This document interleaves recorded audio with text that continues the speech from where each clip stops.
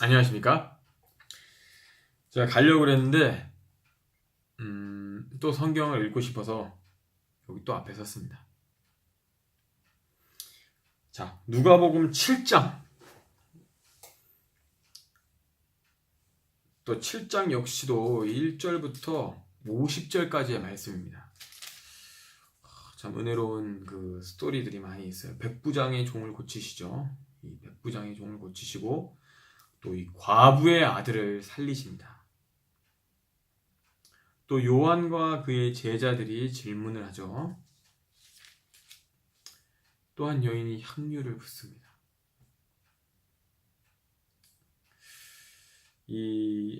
하여튼 이 향유를 붓기까지, 하여튼 50절까지의 말씀인데 우리가 천천히 읽어가면서 느낀 점들을 또 생각할 것이 있다면 조금씩 한번 생각해보는 시간도 가졌으면 좋겠습니다.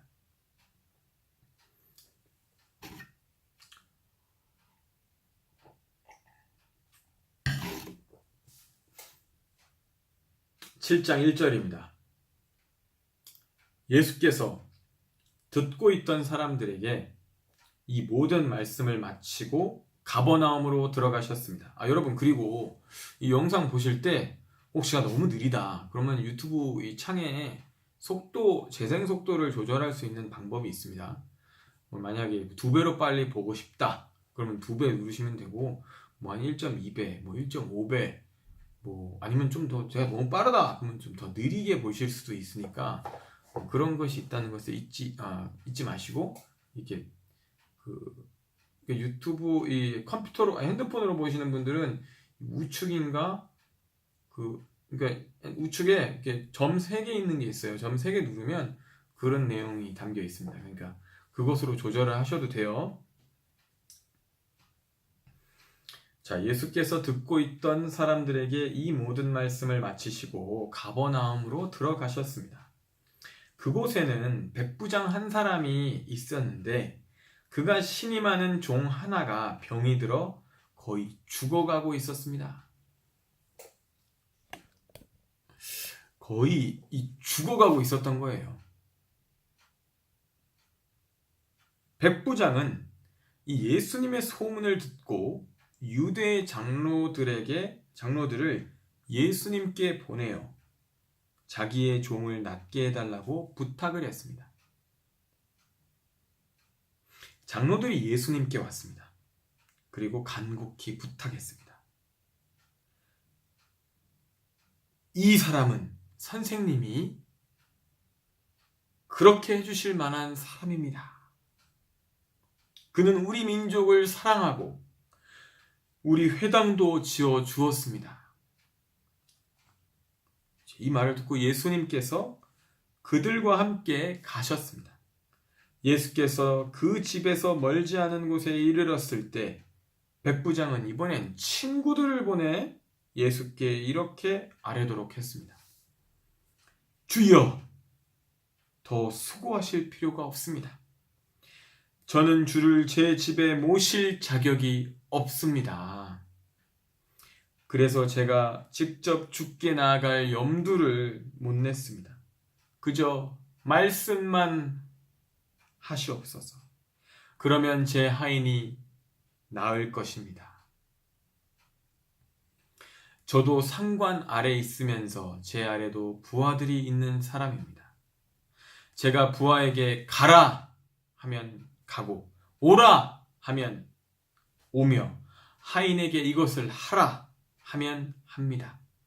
예수께서 이 말을 듣고 백부장을 놀랍게 여겨 돌아서서 따라오던 사람들에게 말씀하셨습니다. 내가 너희에게 말한다. 이스라엘에서도 이렇게 큰 믿음을 본 적이 없다. 백부장이 보냈던 사람들이 집으로 돌아가 보니 그 종이 벌써 나아 있었습니다.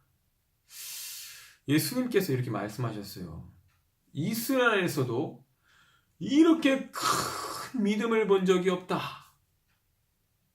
이게 큰 믿음인가 봐요, 이게. 도대체 뭐죠? 이게 백부장의 믿음은 무엇이었을까요? 백부장이 얘기한 것은, 이제 백부장은 이제 먼저 처음에는 유대 장로들을 이제 예수님께 보냈죠. 그래서 낫게 해달라고 부탁했어요. 그래서 예수님이 막 이제 가시고 있었죠. 근데 그 소식을 어떻게 들었을까요? 친구들을 보내서 더 수고하지 마십시오. 집에 모실 자격도 안 되고요, 저는. 그냥 말씀만 하시면 하인이 나을 것입니다. 이 믿음이 그렇게 큰 것이라고 예수님은 생각하신 거죠. 말씀만 하셔도, 그러니까 꼭 여기까지 오셔서 하지 않아도 제 이 종이 나을 것입니다. 뭐 이런 거죠. 이게 그렇게 큰 믿음이라고 예수님은 이렇게 칭찬을 해주신 거예요. 칭찬해 주셨다고 볼 수 있겠죠. 그러니까 놀랍게 여기셨대요, 예수님께서. 이 예수님의 이 말을 듣고. 그러니까 제 아래도 부하들이 있습니다. 제 아래 가라 하면 가고 오라 하면 오고 이것을 하라 하면 합니다. 그러니까 자기가 상사 있고 자기가 이제 밑에 있는 위에 있는 사람이잖아요. 이 백부장이라는 사람도 이게 상당히 높은 사람이라고 하죠. 백부장이 가라 하면 백부장이 이제 여기서 군대 장관 이런 건가요? 백부장이 하여튼 백부장이 여기 이 집에서 가라고 해라. 그러면 이제 이 사람이 가라고 시키겠죠. 멀리 있는 이 군대에 있는 사람들도 다 할 거 아닙니까? 그러니까 이런 권위를 그렇게 높이 산 걸까요? 하여튼 이제 예수님께서 이 칭찬을 해주셨다는 거. 내가 너희에게 말한다. 이스라엘에서도 이렇게 큰 믿음을 본 적이 없다. 기억하고 가시겠습니다. 그리고 예수님이 뭐라고 하지도 않으셨어요. 근데 이미 종이 나와버린 거예요. 그 후에 예수께서는 곧 나인이라는 마을로 가셨습니다. 제자들과 많은 무리가 예수를 따라갔습니다. 예수께서 성문 가까이에 이르셨을 때 사람들이 죽은 사람 한 명을 메고 나오고 있었습니다. 죽은 사람은 한 과부의 외아들이었습니다. 그리고 많은 마을 사람들이 그 여인과 함께 상여를 따라오고 있었습니다. 주께서 그 여인을 보고 불쌍히 여기며 말씀하셨습니다. 울지 말라. 울지 말라. 그러고는 다가가서 관을 이렇게 딱 만지셨습니다. 관을 메고 가던 사람들이 멈춰 서자 예수께서 말씀하셨습니다. 청년아, 내가 네게 말한다. 일어나거라. 그러자 이 죽은 사람이 일어나 말하기 시작했습니다. 죽은 사람이. 어떻게 죽어 있었는데 예수님이 청년아, 내가 네게 말한다. 일어나거라 하니까 일어난 거예요. 그러니까 갑자기 말을 하기 시작했어요. 엄마, 뭐 이렇게 예수께서 그를 그의 어머니에게 돌려 보냈습니다. 죽어 있는 사람이 죽어서 장례를 치르고 관에 있던 사람이 갑자기 살아난 거예요. 그들은 모두 두려움에 가득 차 하나님을 찬양하며 말했습니다. 위대한 예언자가 우리 가운데 나타나셨다. 하나님께서 자기 백성을 돌봐주셨다. 이 예수에 대한 이 이야기가 온 유대와 그 주변 지역에 널리 퍼져갔습니다. 예수님께서 이 과부의 아들이 이건 죽어가고 있었던 게 아니에요. 이 백부장의 종은 이 뭐라고 그랬을까요? 이 종 하나가 병이 들어 거의 죽어가고 있었습니다. 죽어가고 있던 병자를 살린 거고, 이거는 지금 이 과부의 아들은 이 죽은 사람 한 명을 메고 나오고 있었습니다. 12절에 보면 이렇게 써있죠. 죽은 사람이에요. 죽은 사람은 한 과부의 외아들이었고요. 그 사람들이 얼마나 이 한 과부, 성경에서는 과부를 상당히 불쌍히 여깁니다. 과부가 제일 불쌍한 사람이에요. 과부는 뭐죠? 남편을 잃은 사람이죠. 남편을 잃은 사람이 이 외아들이 남편을 잃었어요. 근데 그 사람에게 외아들 한 명이 있었는데 그 외아들이 죽은 거예요. 얼마나 슬픕니까? 얼마나 슬퍼요. 이 남편이 먼저 죽어서도 슬픈데 이 한 명 남은 외아들을 보고 살았을 텐데 이 외아들이 먼저 죽은 건데 이 외아들이 근데 청년이에요. 그런데 예수님이 이 청년을 살려주신 거예요. 죽은 자가 살아난 것입니다. 아멘. 너무 놀라서 사람들이 위대한 예언자가 우리 가운데 나타나셨다. 하나님께서 자기 백성을 돌봐주셨다고 고백하죠. 자, 요한과 그의 제자들이 이제 질문하는 게 나옵니다. 18절.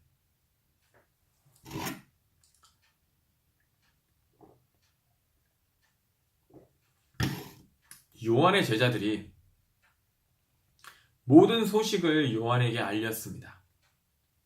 요한은 제자들 중 두 사람을 불러서 주님께 보내면서 선생님께서 오실 그분이십니까?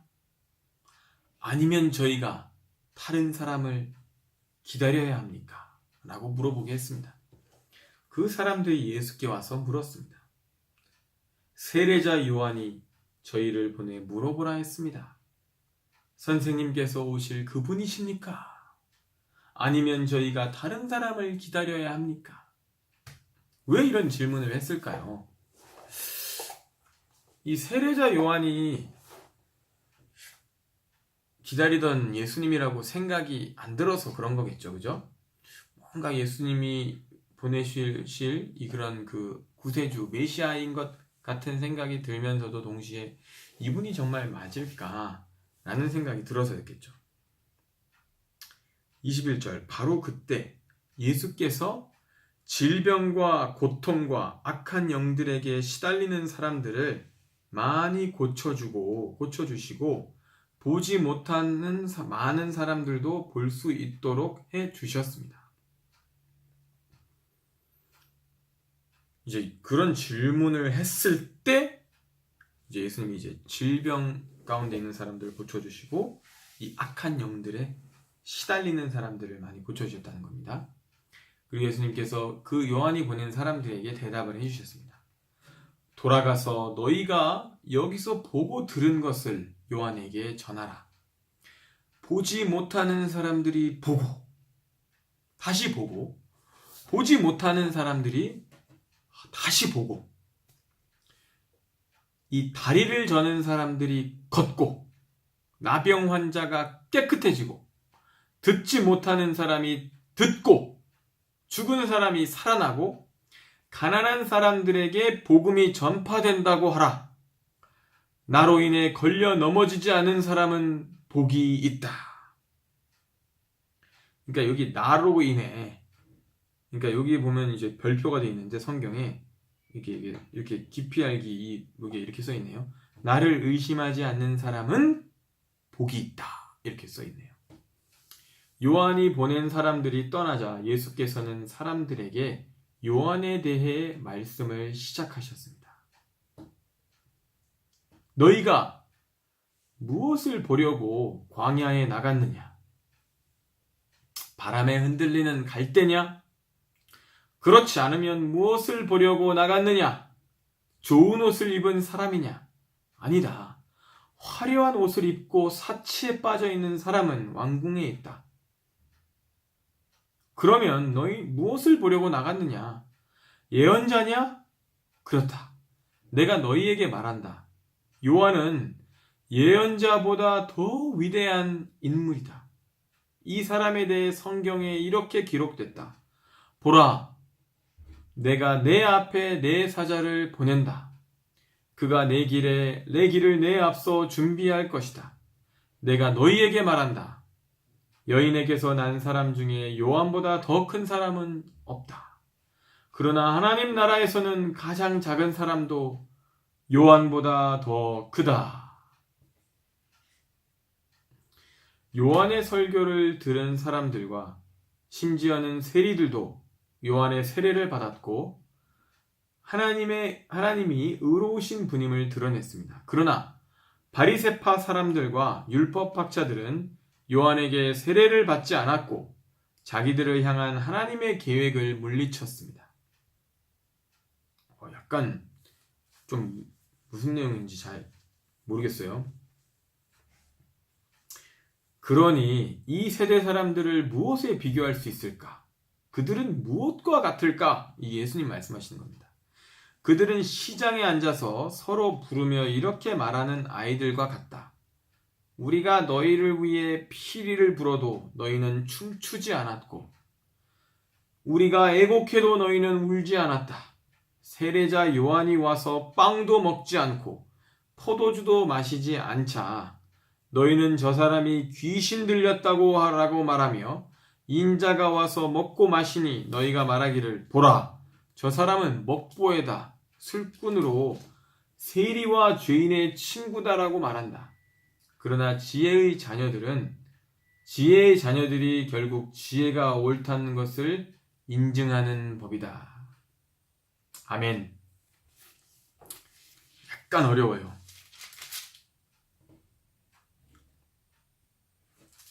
그죠? 다시 한번 우리 나중에 읽어보도록 하고요. 계속 진행해야겠죠. 한 바리새파 사람들이 예수를 저녁 식사에 초대했습니다. 그래서 예수께서는 그 바리새파 사람의 집으로 들어가 식탁에 기대어 앉으셨습니다. 그 마을에 죄인인 한 여자가 있었는데 예수께서 그 바리새파 사람의 집에 계시다는 것을 알고는 향유가 든 옥합을 가지고 와 예수의 뒤로 그 발 곁에 서서 울며 눈물로 그분의 발을 적셨습니다. 그리고 자신의 머리카락으로 발을 닦고 그 발에 자신의 입을 맞추며 향유를 부었습니다.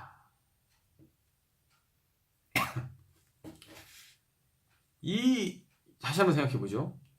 이 예수님께서 이 바리새파 사람이 예수님을 저녁 식사에 초대했어요. 그래서 가서 이제 저녁을 이제 먹으려고 하는데 이 죄인인 한 여자가 있대요. 죄인인 한 여자가 예수께서 그 바리새파 집에서 저녁을 먹는다는 이야기를 듣고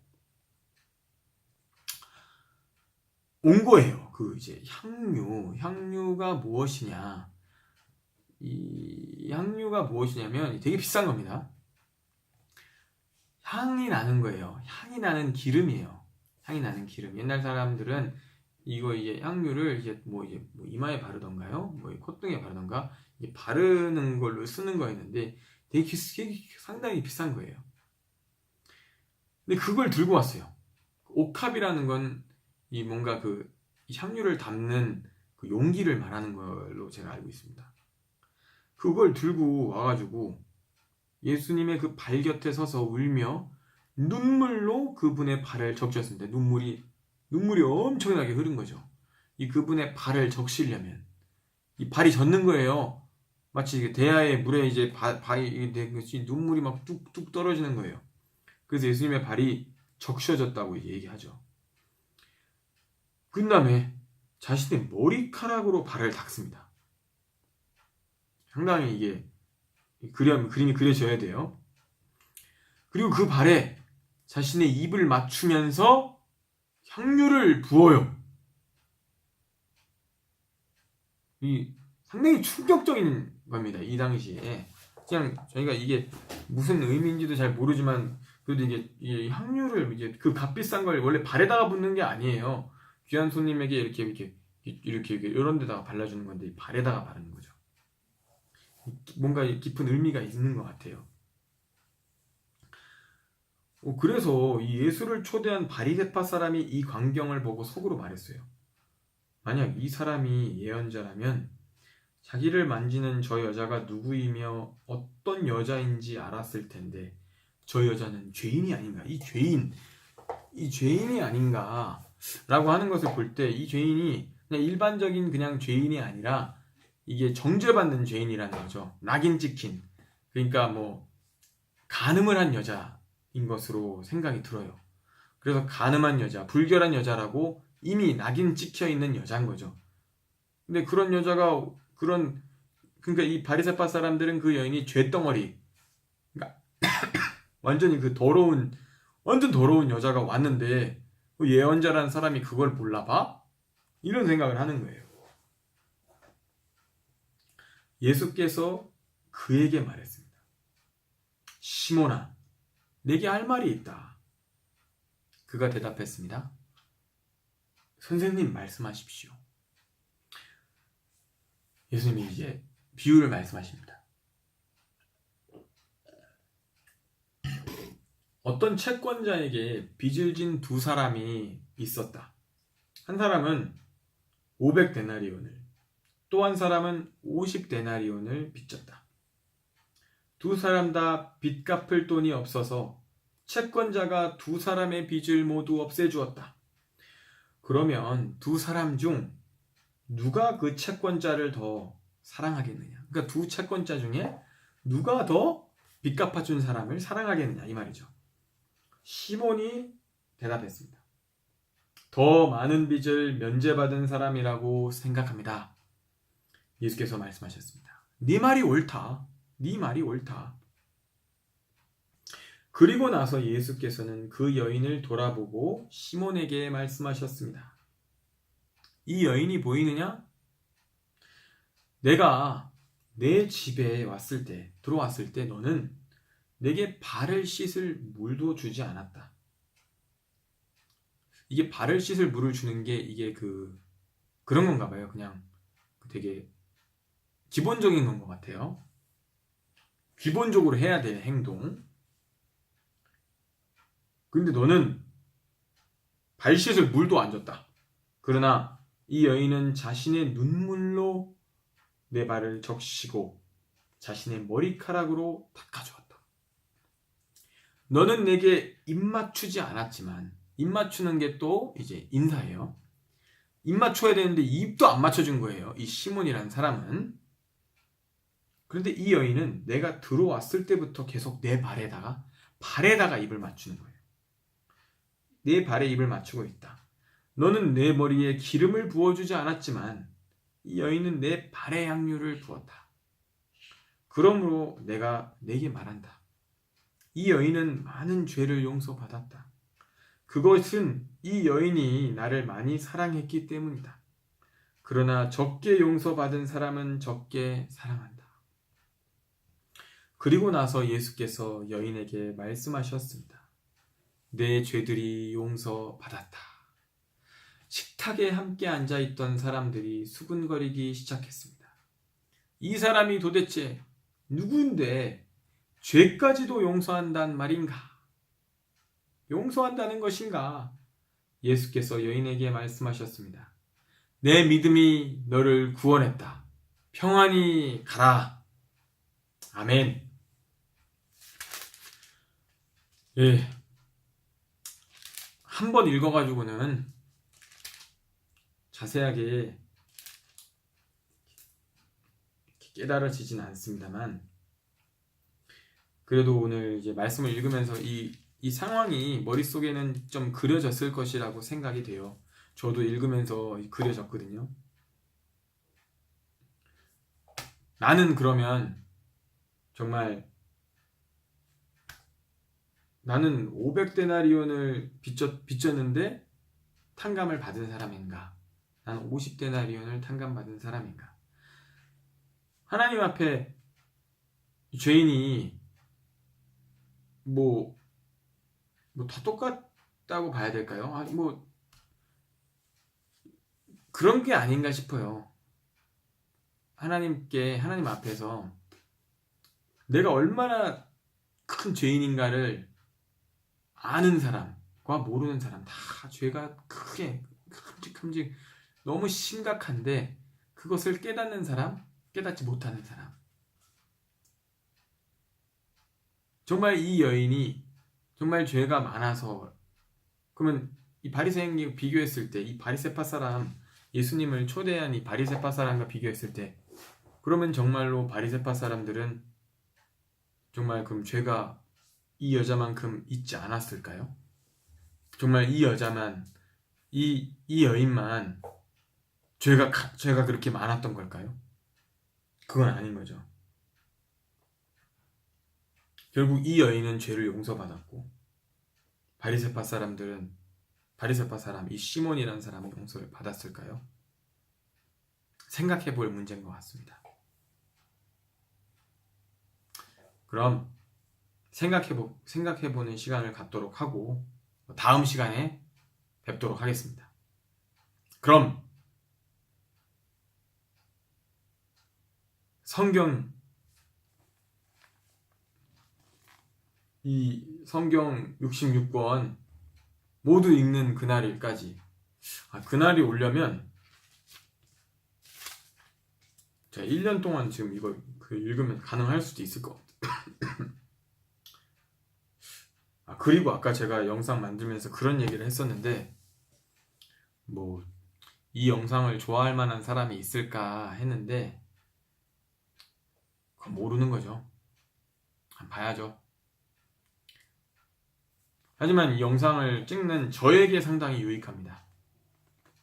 누구를 가르치려고 하기 전에 자기부터 가르치라고 했는데, 이것을 읽으면서 저 자신을 가르치는 것 같아서 도움이 많이 되는 것 같습니다. 또 지금 9장을 읽고 싶은 마음이 드네요. 8장. 네.